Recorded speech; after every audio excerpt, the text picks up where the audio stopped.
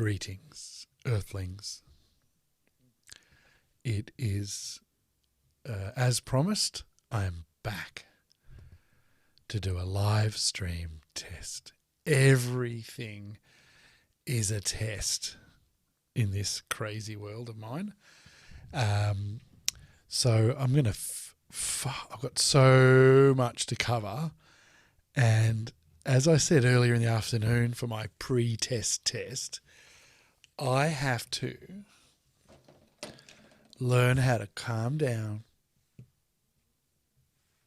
relax, and realise that there's plenty of time to say stuff.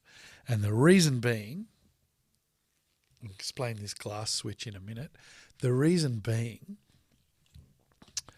is that I edit podcasts all day, all day, every day, record podcasts. And of course, that's all about sort of super slick, cutting unwanted bits out, getting it so that it's only necessary parts, having everything just ideal, right? And also, to make matters worse, this set here, and I'll see that little countdown there. That when I press record, I'm gonna do it. I press record, it starts recording the video and gives you a 60-second countdown. So I've got a thing called 60-second news. I've turned the ticker off because I've got nothing to say. So the 60-second news set is what we're using right now.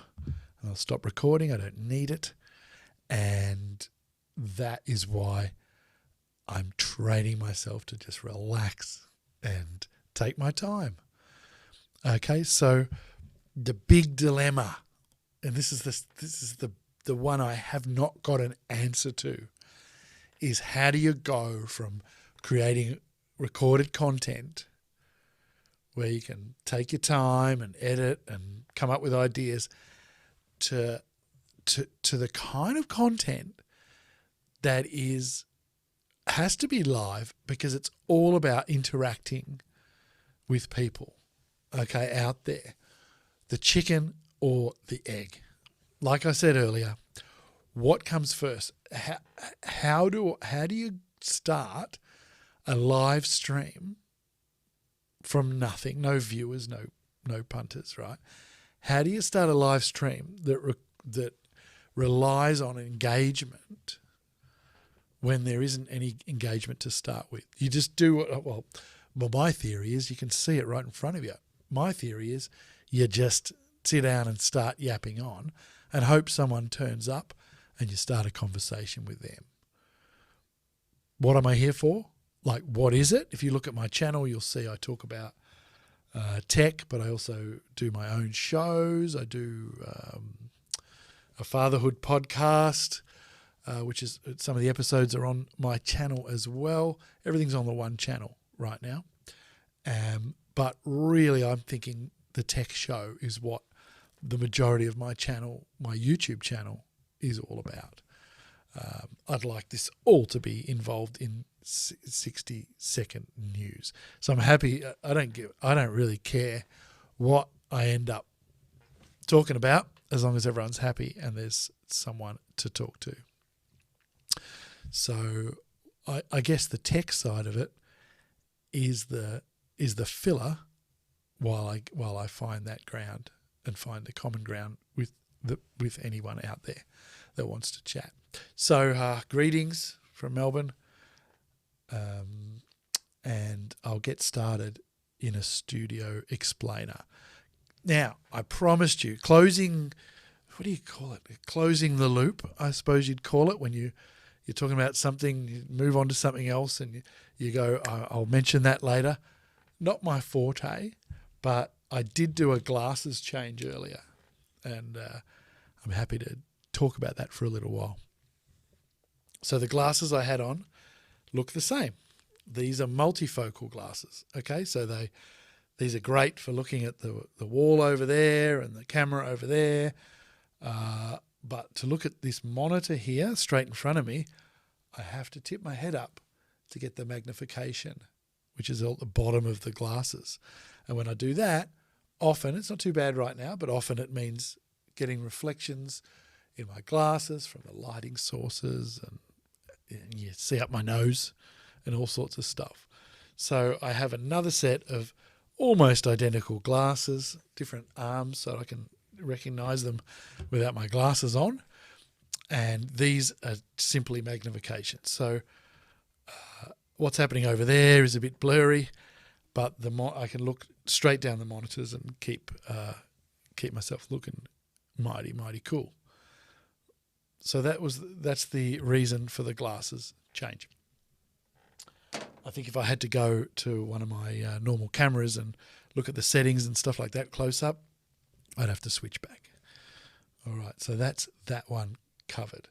So really what I've got here, what you see now is not the set.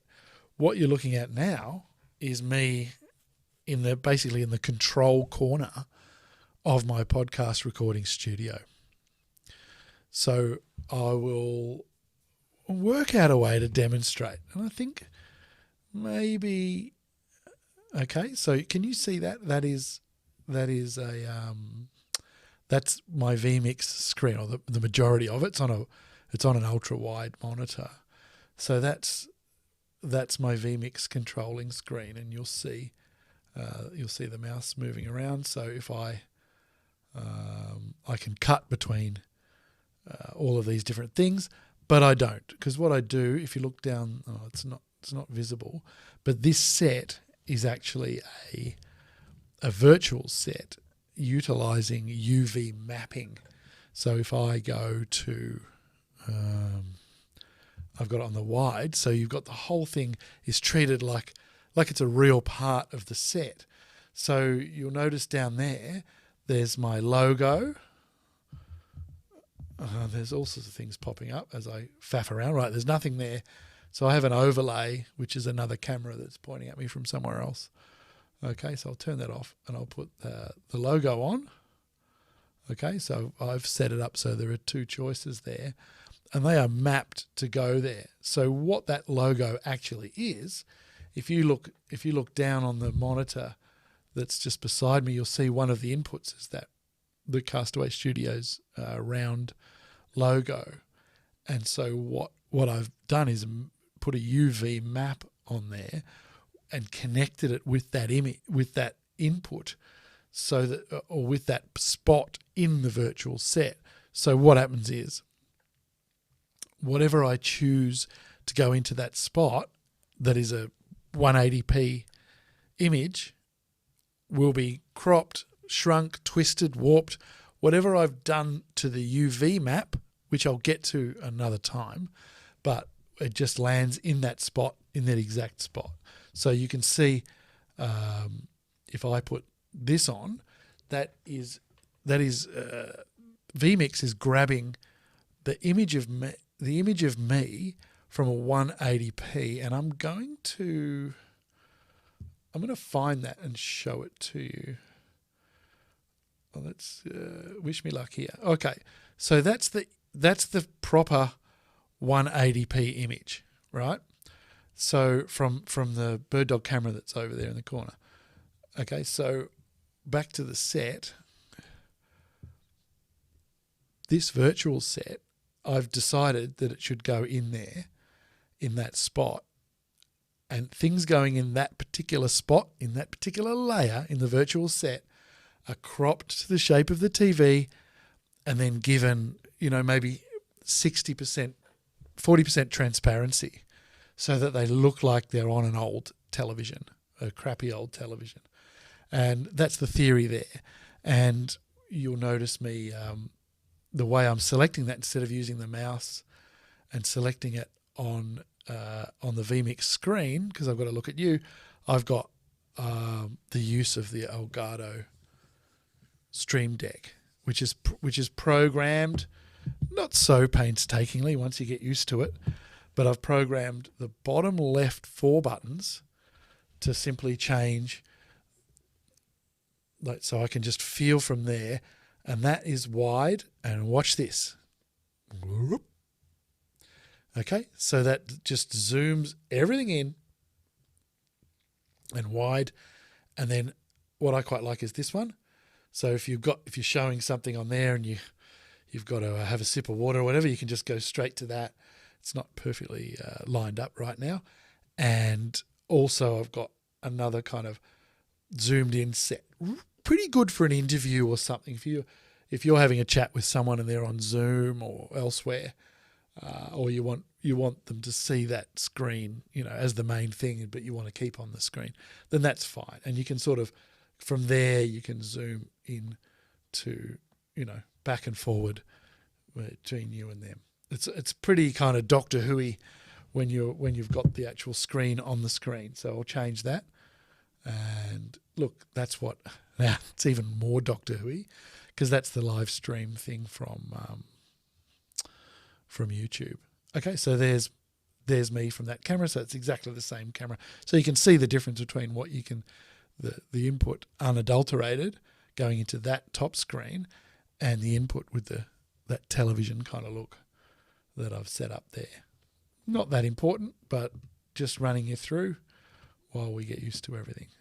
Right, I'm going to try and turn it all off. And there. So that's pretty much what's happening here with the virtual set. This is a set, as I said, to do a 60-second news thing for Instagram. It's not really meant for me to just sit here and do this. I really should make another set that's a bit less leery for this type of thing, but it doesn't really matter. So what I'm going to do now is go back to one of these views. That's not the one I was looking for.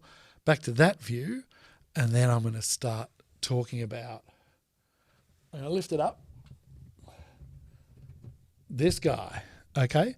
So that's a Bird Dog PTZ NDI controller / keyboard. Okay, so camera 1 is looking at me, so we'll leave that as it is. Camera 2 is over there, that's the one there. So when I turn, I kind of want you to see me doing this, but when I turn this, see that? And I can actually turn down the speed that it does that so that I can just cruise around. I can be brutal with my joystick, but it'll just cruise around nicely. But the point of everything is to give you a little tour, so I'll just whiz around reasonably quickly. Okay, so starting the tour with my most exciting thing, and that's the NAS. So now that I've been recording a lot of podcasts, including video, it started off as like, let's do a little bit of video for promotion of the podcast. And then I got carried away. And that's how I ended up playing with domestic PTZ cameras, like the Logitech. Can't remember what it was, but it was just a bit trashy, right? And then I discovered the idea of NDI, and then I got very carried away and found out that a local firm had a bunch of world firsts going on with fully chipped NDI cameras with Sony chips. So I got pretty excited by that and never looked back. So now I run 2 of these cameras, and I'm going to show it to you. I didn't really set it up to be on show. The gap in the curtains there, but so it's like playing a video game. So there it is. That is the Bird Dog P200. It is a funny angle because I just moved it before, but there you go. Could also be the angle of the other camera, but I did move it before, so it's one of the legs is sitting up on the carpet. So that's the Bird Dog camera, and what I'll do is I'll show you me pressing. By the way, camera 1. So that's the camera. So I'll make it nod. Hello. Well, I didn't make it nod. I nodded the other camera. So camera 1. Cam. Okay. Good one, Derek. Right. So you can see it nodding. If you can stop looking at me going up and down, you'll see the camera is doing the same thing. So there you go. So that's the one that's looking at me right now. And then I'll go to camera 2. And I've done some presets here. Whoa. How was that spooky or what? It was a little bit like HAL 9. Is it HAL 9000? Open the pod bay door, HAL. It's a little bit like that. Anyway. So either way, I need to get that back. So that's number 1. And there I am. So that's what's great about these, it's the presets. So you change to another, in normal circumstances, you might change to another camera or an open thing. I'll give you a quick look at which one are we looking at here. So let me just change cameras. Okay, so I'll give you a quick look at, I'm going to speed this up a bit. Another magnificent thing. And we should get a report. Oh, hello. No, I was not referring to myself as another magnificent thing. But I've lost it. Oh, it's past me, that's why. Don't freak out, Derek. All right, here we go. So what we have here, that's a Lumix, I think it's a G85. Okay, so it's a great camera. It's got clean HDMI out. But what I found was when I was going out from HDMI and then over to here and into HD60S or XD60 Plus or some kind of capture card and turning it into USB. Number one, I didn't like the pressure on my USB resources that I had. And number two, I didn't like the length that HDMI cable had to go. Considering that at the camera end, it's a tiny little micro HDMI, which is quite vulnerable. So I've been through a few of those. So with that in mind, have a look at this baby thing. Let's have a look. There it is. So with that in mind, that thing there is known, it's not a good angle for it, but that's known as a Bird Dog Flex backpack. It is a good angle to show you the backpack part of it. So what that is, I've got it on an alternative clamp, but I wonder if there's a way of, no, look, I've got the camera off. So that will convert the HDMI from the normal mirrorless camera, which is the one I use for taking a static shot of my desk. It would take that HDMI on a short cable, so it's not getting tripped over and pulled out and ruined, and that will take it and convert it into NDI. And that's the whole point. It's a coding thing. The world's smallest NDI coder, right? So it'll turn the HDMI up to 4K. I use it at 180p, but up to 4K into there. And this is the best bit. It's powered by the network cable. So it's PoE power, right? So from my switch, from my PoE network switch, I've got a managed switch here, and I'm just about to get delivery of an even better one that's got sort of 10 gig. And that provides power that runs the Bird Dog Flex backpack. And that's not all. This is like, I'm going to give you some steak knives as well. What it also can do is that backpack, with the extra power that it doesn't need that can come through the PoE, it can use its power. So it can clamp on. It's the standard, I think it's Sony style. I don't know what the code is for it, but that you can see the clips there, and it just can clip in to a camera mounted monitor, or in my what I have is a light, but I haven't got it set up here. I'm using it somewhere else. So it can clip in there and provide power instead of a battery to that device. So if you've got, if your camera's on battery, so far I'm unsure whether you can run the camera. I don't think there's enough juice to run, and it would be too risky to run the camera off the PoE juice as well using the adapter, because there is a DC out plug on the Bird Dog Flex. You can probably see it right there. There also is some setup for comms. So you can run comms, between cameramen and communicate with cameramen outside of the normal audio of the event, which is fantastic. So I love this little guy, and it does complete the picture for this particular studio. So I've got a P200, so they're PTZs that I can move around and adjust, live based on. So I'm recording audio, that's my main thing, but I can live adjust, make adjustments using this keyboard, and you can also do it from the web interface as well.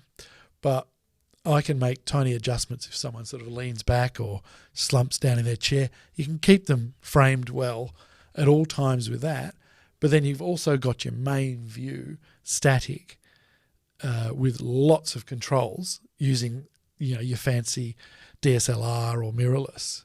So it really, I'm super over the moon with how things are set up here, and I don't feel like I need any more to get things done. I mean, just the fact that what both these cameras are being used for right now to do this video is nothing to do with what they're even in here for.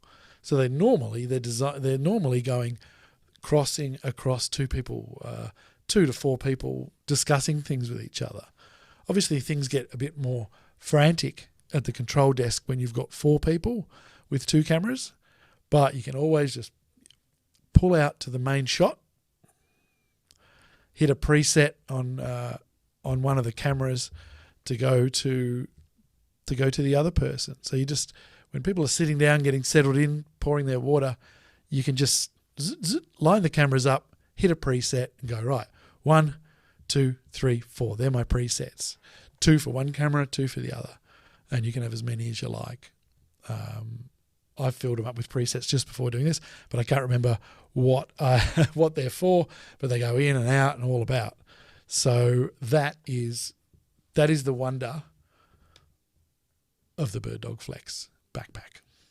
Of course, you can get one that isn't a backpack, and that clamp you can see is actually designed for that purpose, for ones that aren't backpacks. So it can go onto a hot or cold shoe mount. Cold shoe mount, I think. Okay, so that's that. What else can I show you? I can't show you the latest thing is quite trivial in here. Let's do that. Zoop. Right, the latest thing is quite trivial, but I'm kind of excited by it. So being in the middle of the sort of pretty close to the CBD here, in a pretty busy area of Collingwood and Melbourne, I definitely you can be affected. There's a few people in this building as well.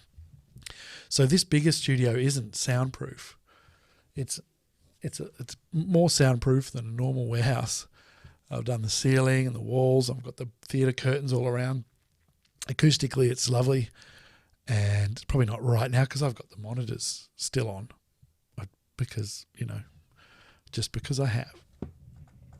I put them off now, so see if you like that. So acoustically, it's a beautiful room, but it's not perfectly soundproof. So what I got was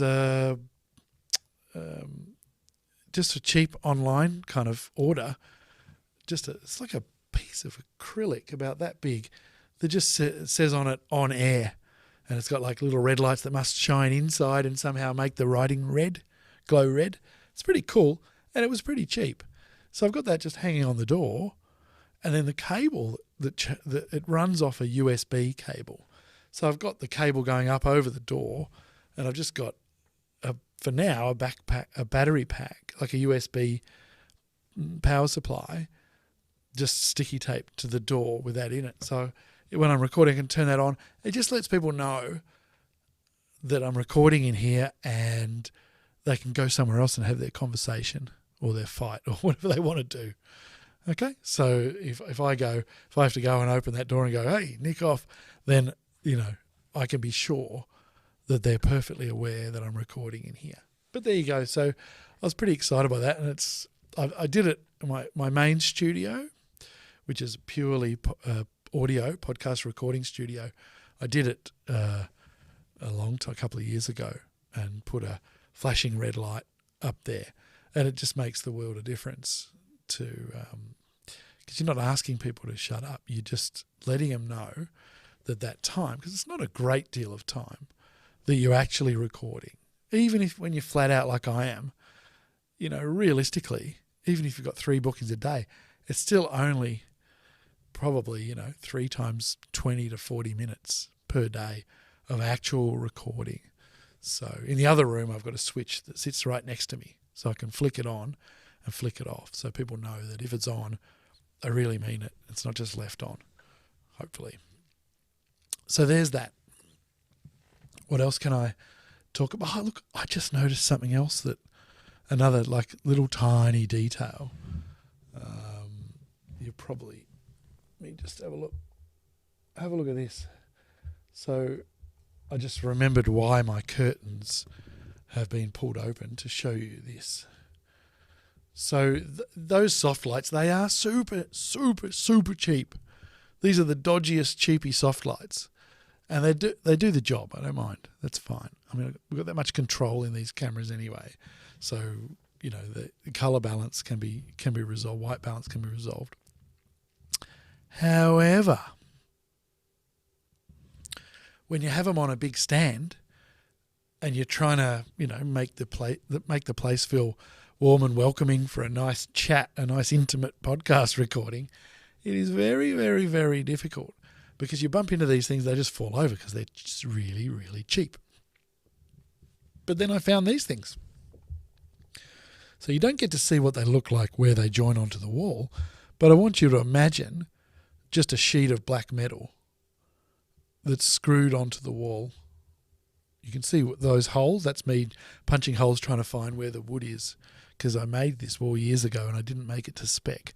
So I couldn't actually find where the timber frame was. But there you go. There's a lever there, and you can adjust it to go almost vertical or down. So you can drop it right down and light upwards, or right up where it is now. It's quite, it's quite high. It's probably, if I were to stand up, the light source would probably be pretty much in eye level with me. But you can also extend it sort of halfway along. You can screw it and extend it out. So pretty much, I'll give you a little look. I'm going to speed up the pan on this thing. So this will be very close, probably too close to see. Whoa. All right, no. It's too close. So there it is there. There you go. So that's very, very close, because it's literally right above and behind it.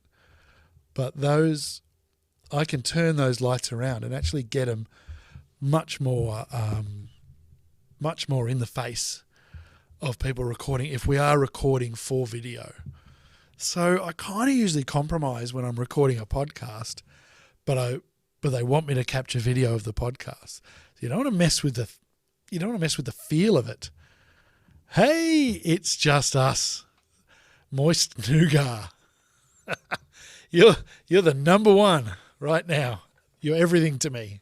Okay, there's no two ways about it. Yeah, it's just us.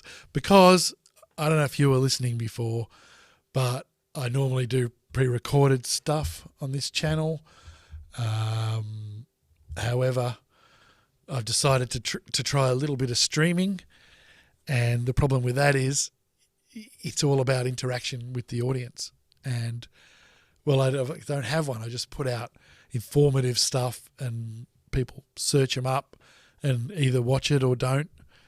But there's, sometimes ask questions in the comments. But so I'm wanting to go into a stream thing where this studio is open for discussion about current affairs, news, tech, and how they all work together. Podcasters, whatever. I'm happy to do that. I'm not saying that's my plan. I'm just saying wouldn't bother me if that happened, if it accidentally happened that way. I like to talk, right? But I need something to talk about. I can't give you a tour of the studio all the time.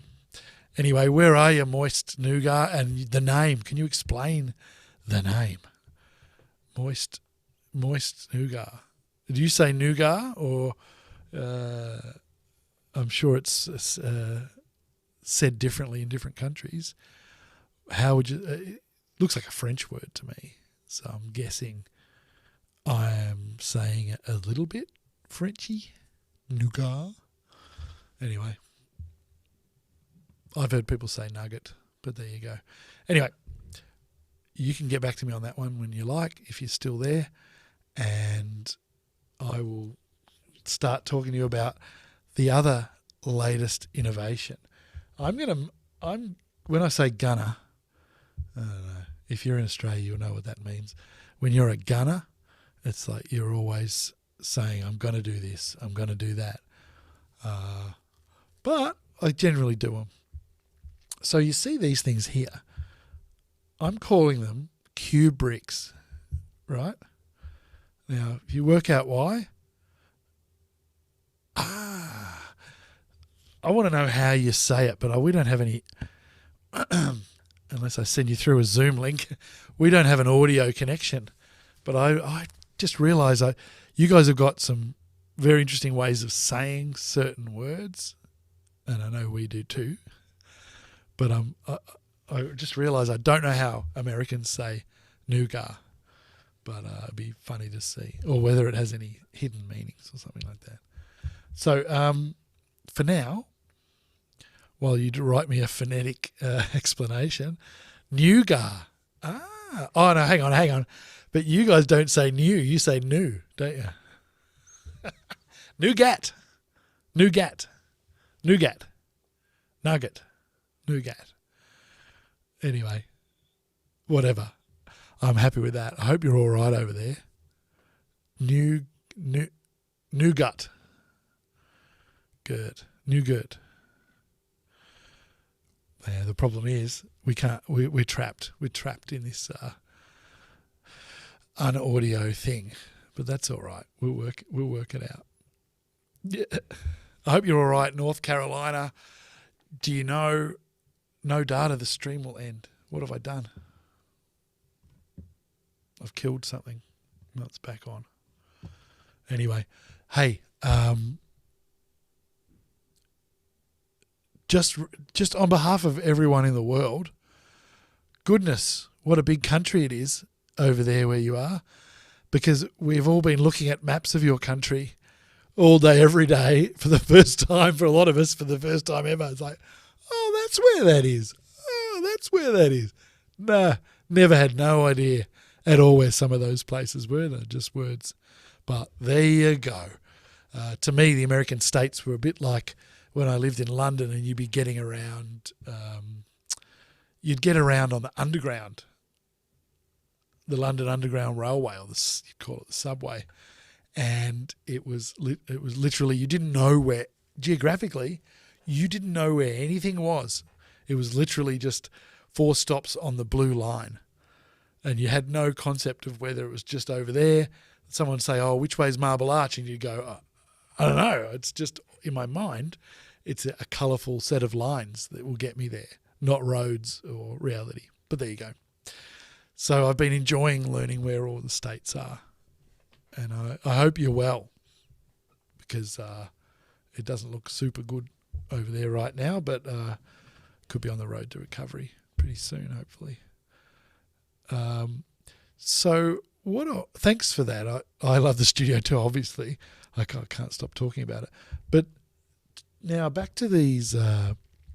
So I made these ages ago. So what looks like a black rectangle is actually an acoustic panel about 75mm thick, and with pine timber, and inside of it is a piece of acoustic insulation, and then it's staple gunned. The fluffy black material is staple gunned to it, and then there's a backing on it, which is I think it's red tartan or something interesting.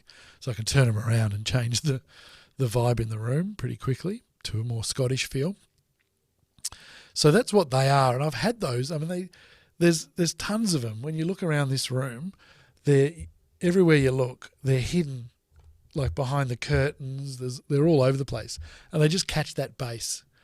They can just catch all the audio from bouncing around. But this week, I went and bought those. I'm going to zoom right in here. Right, I'm just going to turn up the zoom.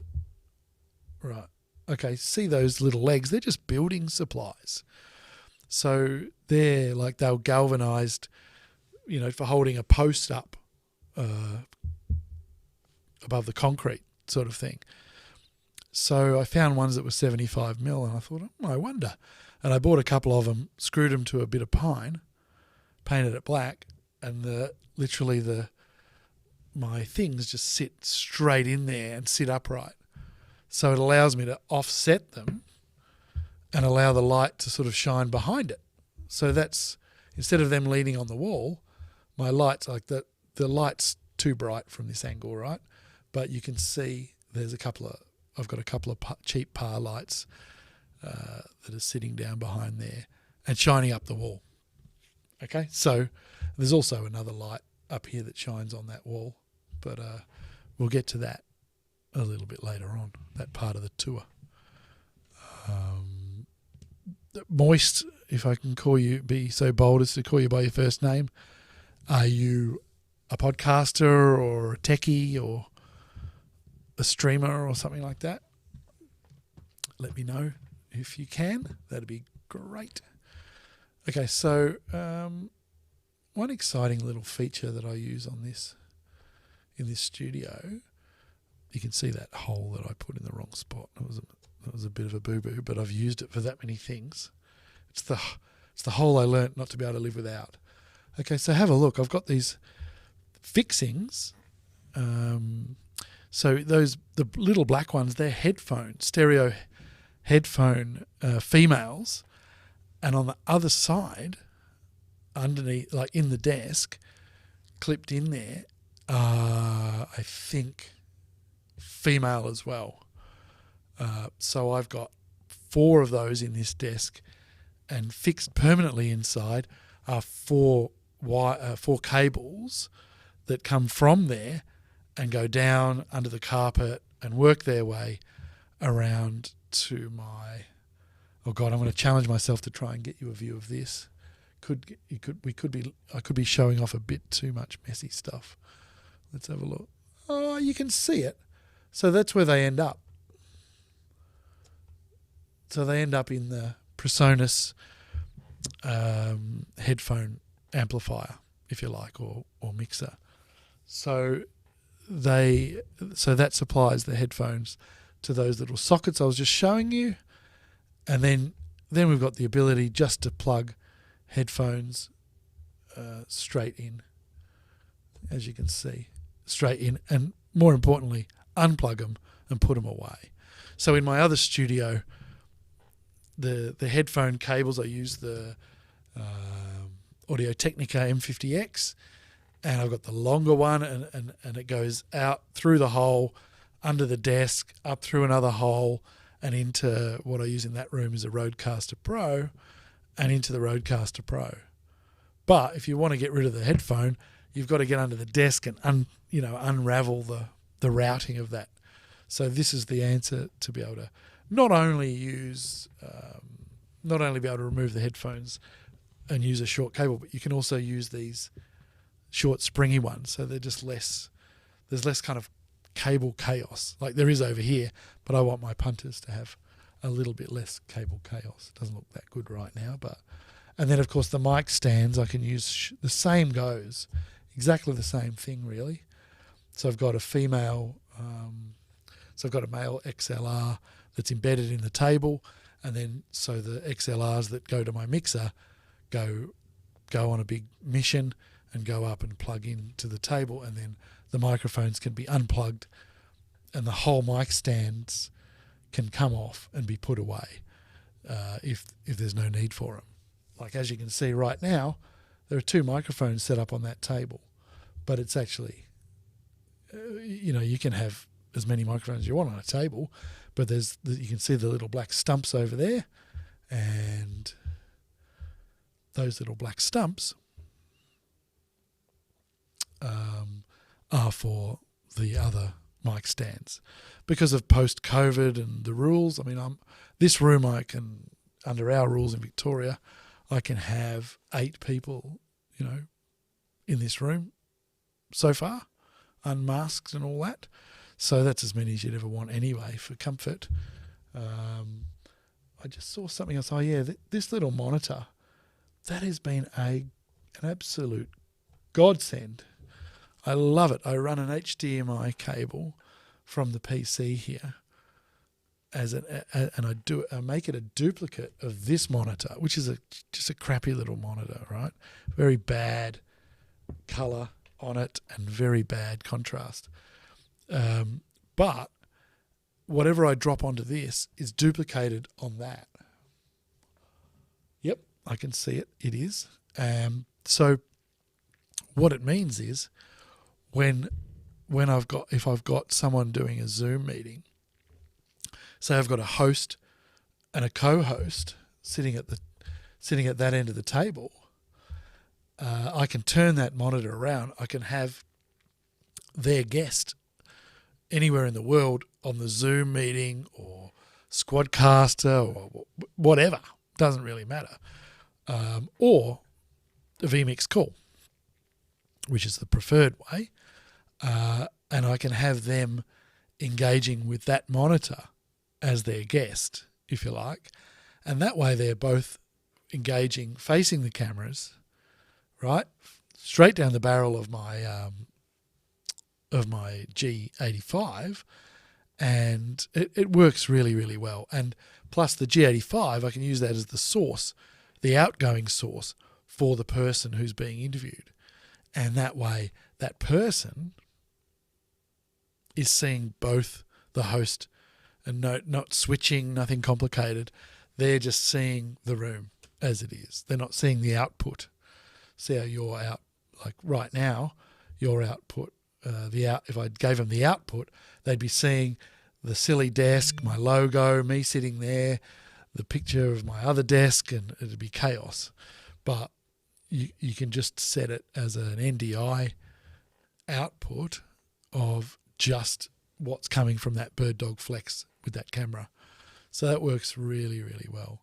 Another cheeky use that I have for that little monitor is that I can turn it, if we've got a host and a guest, and the host's supposed to be the expert on something, I can actually turn it and face the host and provide them, like producer style, I can provide them with information on that monitor just by sliding along. I can make a notepad, a WordPad thing that says, for God's sake, stop tapping the desk with your fingers. I can drop it onto that screen and they'll glance across and go, okie dokie, I will acknowledge that. Or, more importantly, if they're asking, if they're sort of theatrically asking a question of their own memory, if I'm fast enough, I can look it up on Google or whatever and slap it on that screen so that they can quite cleverly eventually remember the answer. Cheeky, but fun. And that's pretty much what I use that little monitor for. One thing I really want to have in here, now I love I've got a projector up there oh God, yeah, I guess I've got the other cameras going. There's a projector somewhere, there it is. But that's a Kogan, there's that PAR light I was talking about before. And while I'm looking at that projector, I'm going to try and open up the lighting controls, see how I go. So that projector worked. Hello, darling. I'm just doing a live stream, sweetheart. So you could just there's good. That's perfect. You're perfectly private. No, don't move around though. You'll end up in it. So there you go. It's after school, isn't it? So that projector is fairly cheap. It's got great res. I love it. And you'd know from looking around those rolls there. So wow, something interesting just happened. The color management on my camera has gone a little bit out of whack. I've got to roll back the firmware because all green has been removed from this camera. Can you see that? One of those rolls is actually a green screen. So if it doesn't like green, it ain't going to like the green screen because that's as green gets. But anyway, I roll down one of the white ones and I can watch. I've sat here and watched. You can sit here. It's perfectly dark in the daytime. If you choose, there's no natural light in this room. So I sat and watched The Mandalorian the other day. I'm confessing in front of my daughter. But anyway, it's fun to do. But what I would like, but you couldn't use it in a production. So it'd be great to use the projector to put decorative images or relevant things up on that far wall. But the problem is it's loud. Okay, I think you probably got to spend 1,000 Australian. I get to that, Moist. I just saw your message there. You probably have to spend 1,000 Australian or more to get a projector that will give it, some good detail, but not be loud. This thing is loud. It's very, very loud. Okay, so what I've done is I've opened up, and what I'm going to do is just, it's going to be a bit weird. I'm going to change that, and I'm going to go to, I'm going to try and show you something. Uh-oh, what have I done? There we go. Okay, so the Stream Deck just had a bit of a delay there, and certainly, eagerly waiting the new GPU to arrive for my new computer that I've got.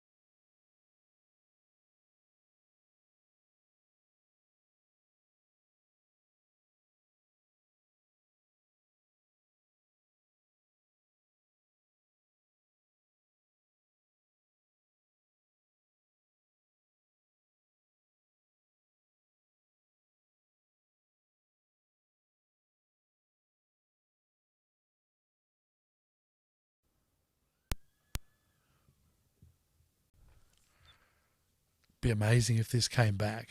Really would. But we'll see. I think it did.